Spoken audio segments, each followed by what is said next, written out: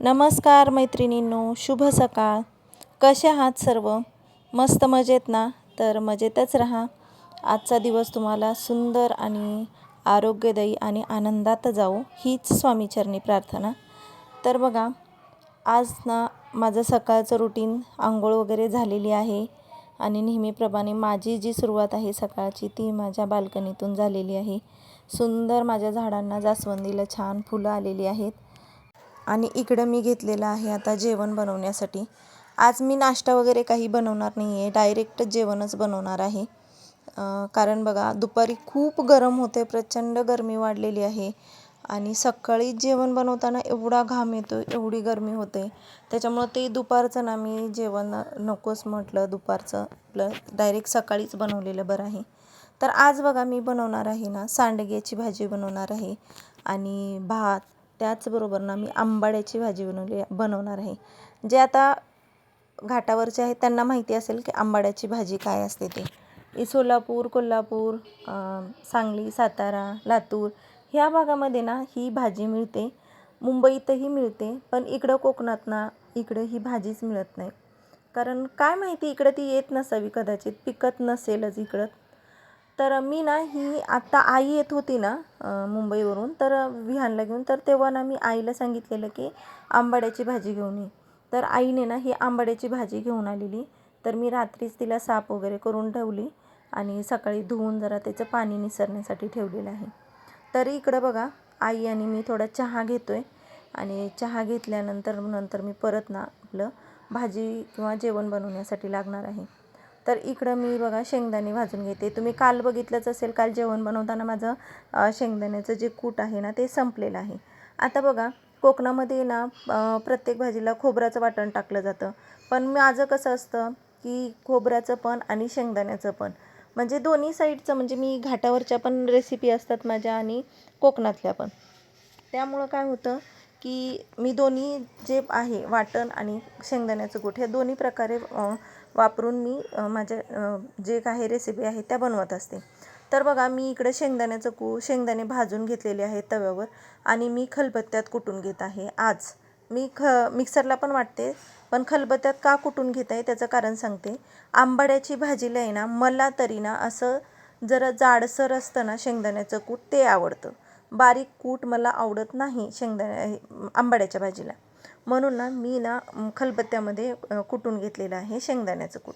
त्याचबरोबर बघा मी इकडं तेल टाकून जी सांडगे होते ना ती भाजून घेतली होती आणि ती पण मी ना आता खलबत्त्यामध्ये वाटून घेतली आहे. कोणी ना अख्खेच टाकून बनवतं, पण ना ती थोडंसं मला शिजायला थोडंसं वेळ लागतो, म्हणून मी ना डायरेक्ट हे सांडगे खलबत्त्यामध्ये कुटून घेतलेले आहेत.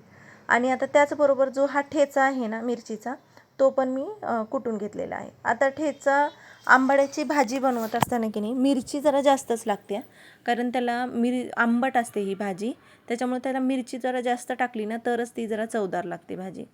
आता इकडं बघा मी ना आधी सांडग्याची भाजी करून घेते आणि नंतर ना आंबाड्याची भाजी करायला घेते. तर सांडगे म्हणजे काय असतं बघा, आता ज्यांना माहिती नाही ना तर त्यांच्यासाठी सांगते. आपल्या ज्या वेगवेगळ्या प्रकारच्या डाळी असतात, तूर डाळ, मूग डाळ, मसूर डाळ, मटकीची डाळ आणि उडद डाळ, ह्या ज्या डाळ असतात ना ह्या डाळींची जरा भरड केली जाते, म्हणजे मोठी मोठी वाटली जाते ती, आणि नंतर ती भिजवून ना त्याचे ना सांडगे घातले जातात.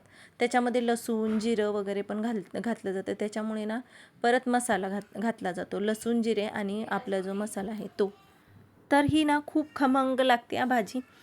बघा आता आमच्याकडचं सांगते. कोकणामध्ये तर पद्धत आहे हळदीला नॉनव्हेजची, पण आमच्या गावी जेव्हा हळद असायची ना तेव्हा हळदीला रात्रीचं जेवण जे असायचं ते सांडग्याची भाजी आणि ज्वारीची भाकरी असं असायचं. आणि खरंच मला त्या गोष्टी खूप आठवतात आधीच्या. भाकरी बनवण्यासाठी पण बायकांना बोलवलं जायचं हळदीचं, जेव्हा लग्नाची हळद असते ना तेव्हा, आणि त्याच्यानंतर ती सांडग्याची भाजी बनवायची. झणझणीत असायची ती भाजी आणि ती भाकरी एक नंबर असायची, ती जेवण खरंच छान असायचं. आता इकडे ना नॉनव्हेज, आणि हल्ली आता ना बहुतेक ठिकाणी नॉनव्हेजच बनवलं जातं, कारण पहिल्याच्या ना सगळ्या काही ज्या परंपरा आहेत त्या मोडत चाललेल्या आहेत. कारण एवढे लोक ना नॉनव्हेजचे फॅन झालेले आहेत सध्या, तर ह्या गोष्टींना त्यांना आवडच राहिलेली नाही आहे लोकांना जास्त. तर असो बघा इकडं मी ना फोडणी घातली, त्या फोडणीमध्ये ना जे आपलं कांदा आहे, कांदा आणि माझं जे वाटण होतं बनवलेलं ते वाटण टाकलेलं आहे. वाटण म्हणजे लास्ट व्हिडिओमध्ये ज्यांनी बघितलं असेल ना त्यांना माहिती असेल, तरी पण शॉर्टमध्ये सांगते. कांदा भाजून घेतले, खोबरं भाजून घेतलं आणि त्याच्यामध्ये अद्रक, लसूण आणि कोथिंबीर हे सगळं मिक्स एकत्र वाटून ते वाटण बनवलेलं होतं.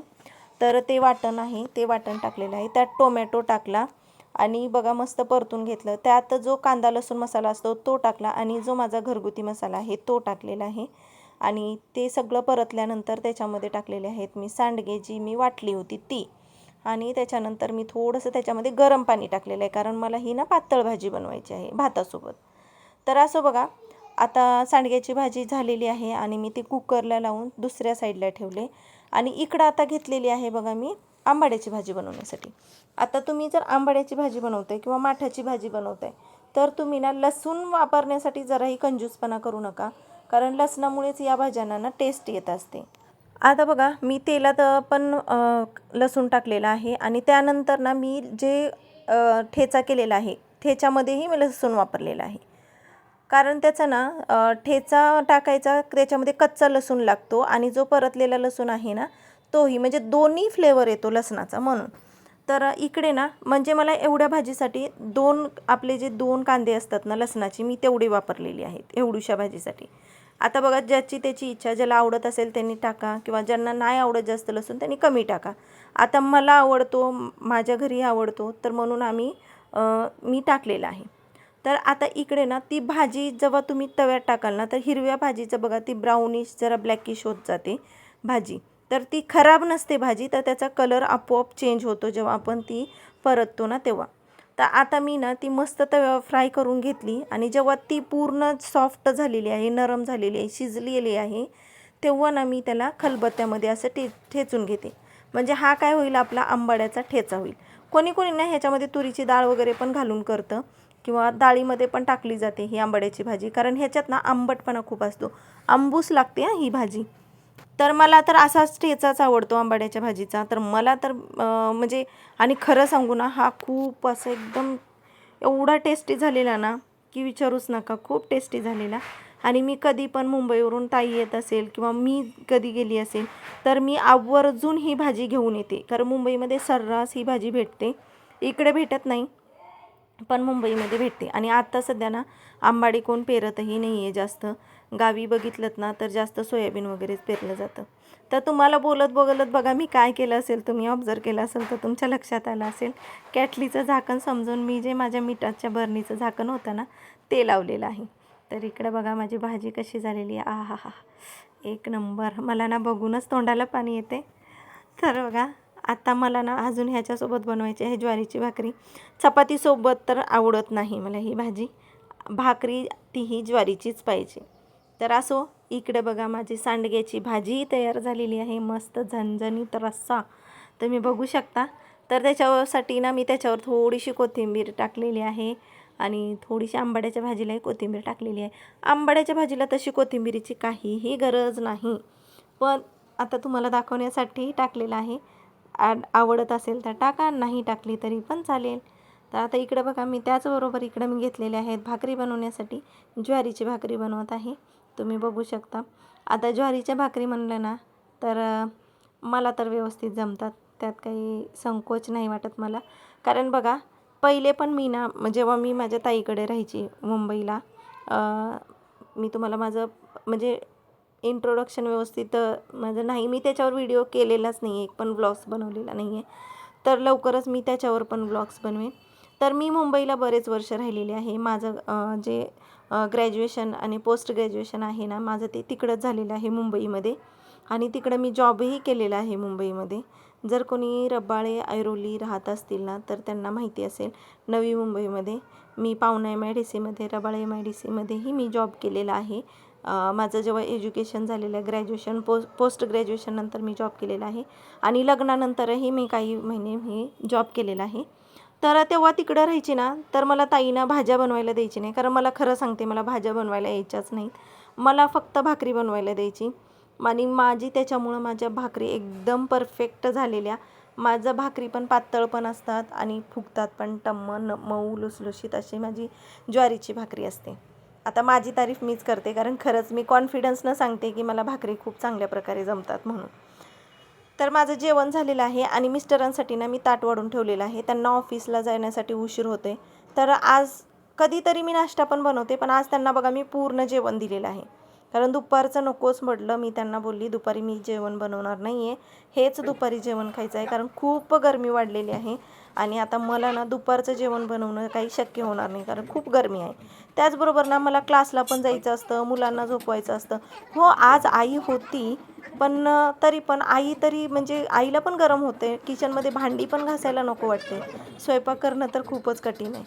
तर बघा इकडे ना आज म्हटलं सगळे बेडशीट वगैरे चेंज करून धुवून घ्यायची आहेत मला, कारण मुलांनी ना खूप घाण केलेलं आहे बघा बेडवर. जे पण खातात ना ते बेडवरच बसून खातात. आणि इकडं बघा मी मिस्टरांना जेवायला पण दिलं होतं. तर स्वीटू आणि विहान रोजचंच आहे हे. मुलं ना दोघंही त्यांच्यासोबतच जेवतात. कधी जर त्यांना उशीर झाला अंघोळीला वगैरे ना, तर मग ती स्वतः जेवतात, कारण त्यांना पण भूक सहन होत नाही. रोज मुलांना सवय आहे. माझं इकडं जेवण बनवणं चालू असतं ना, तोपर्यंत दोघांनाही जेवायला किंवा नाश्त्याला पाहिजे असतं. म्हणून माझं आधी सकाळचं काय रुटीन असतं माहिती आहे का, सकाळी आधी उठलं ना आंघोळ वगैरे करायची, अंथरूण काढून झाडू मारायचा आणि स्वयंपाकाकडे जायचं. तोपर्यंत माझे मिस्टर ना मुलांना आंघोळ घालतात आणि ते जसं काय आंघोळ करून बाहेर येतात ना मुलं, कपडे वगैरे घातले की पहिलं बोलतात मम्मा भूक लागली. त्याच्यामुळं आधी ना मला फर्स्ट प्रायोरिटी माझी ना नाश्ता किंवा जेवण बनवणं असतं सकाळी. तर असं बघा इकडं मी घेतलेलं आहे आता बेडशीट चेंज करण्यासाठी बेडवरचं. तर मला असं वाटतं मला 3 दिवस झाले असतील. 3 दिवसातून आज म्हणजे 3 दिवसापूर्वी चेंज केलेलं. पण स्वीटू आणि विहान नाही खात वरती जास्त बसून, पण स्वीटूला जरी मी काही दिलं ना तरी ती ना अशी फिरून खाते. त्याच्यामुळे ती बेडवर बसते आणि बेडवरच बसून खाते. आणि त्यामुळं ना ही बेडशीट ना खूप खराब झालेली, म्हणून मी म्हटलं चेंजच करून घेऊयात. तर बघा मस्त मी बघा कसं चेंज केलेलं आहे. आणि आता हे कपडे जे आहेत ना ते मी लावणार आहे आज मशीनला. तसं रोज नाही लावत, पण आज ना बेडशीट पण होती, परत पिलो कवर पण आहेत आणि माझी आईची साडी वगैरे असं आज जरा भरपूरच कपडे होते. तुम्ही बघू शकता माझी पूर्ण बादली भरलेली आहे कपड्यांची. तर म्हणून मी ते ना मशीनलाच आज लावून घेते. तर आता बघा यांचं नाश्ता वगैरे झालेला आहे, मुलांचंही झालेलं आहे बघा खाऊन. आता ही विहान गेलेला आहे, तुम्हाला मी बोललीच की शेजारी मुलं आलेली आहे, तर तो त्यांच्याकडे गेलेला आहे खेळायला. आणि हिचं मात्र ना पप्पा जोपर्यंत जात नाही तोपर्यंत ही काय बाहेर निघायची नाही आमची मॅडम. तर बघा ही काय बघू शकता तुम्ही, बघा काय प्रेम.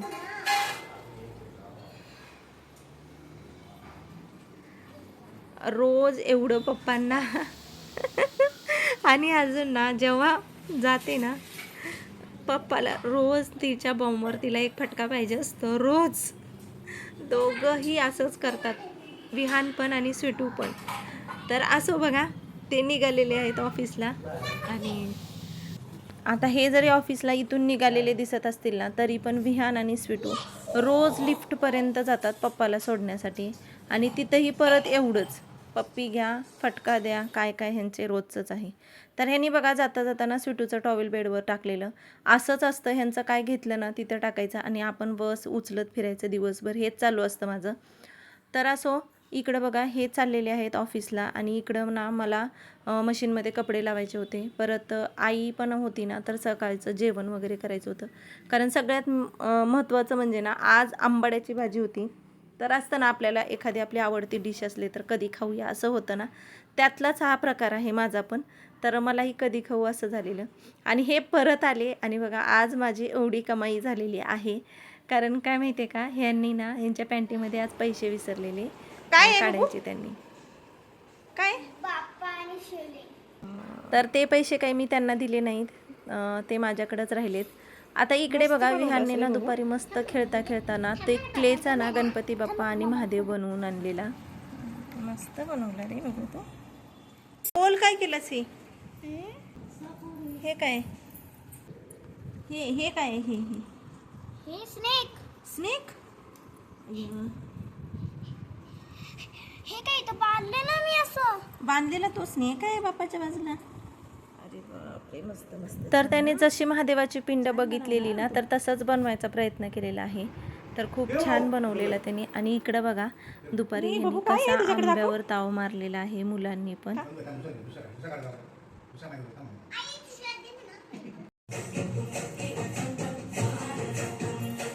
आणि ही बघा आमची डान्सर, जेव्हा रात्री झोपायची तयारी असते ना, अंथरूण टाकलं ना, ही रोज 1 तास तरी डान्स करते, तेव्हा ही शांत झोपते. हिचं रोजचंच आहे आणि हिच्या मनावरचीच गाणी लावलेली असतात.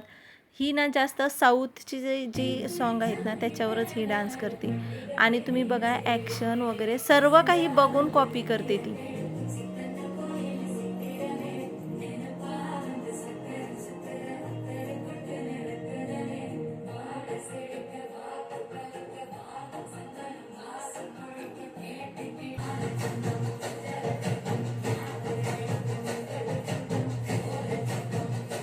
तर बघा असं होतं माझं आजचं रुटीन.